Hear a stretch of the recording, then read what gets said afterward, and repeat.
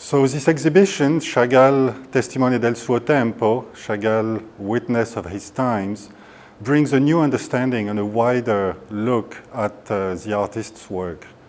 Chagall, since the 1920s, was boxed in somehow as a surreal artist, a painter of love, of colors, of dream. But if this was indeed his pictorial language, the meaning, the deeper meaning, goes well beyond what lies at the surface of his paintings.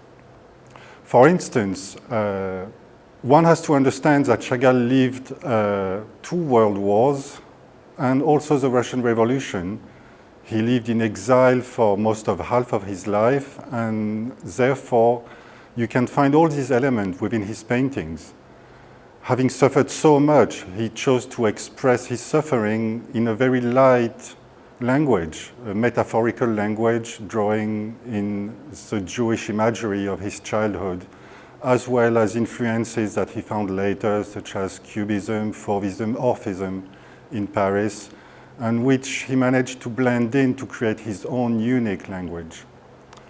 In this particular room, we strove to reproduce for the first time the stained glass of the Hadassah synagogue, which were pretty much the first monumental project Chagall undertook after the Second World War.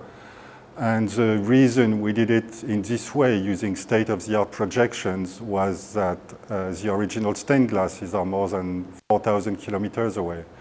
Therefore, we wanted to bring them to the audience of Ferrara because they represent a very important step in his career where he really started to use light just like he would use any oil pigment or gouache or pencil.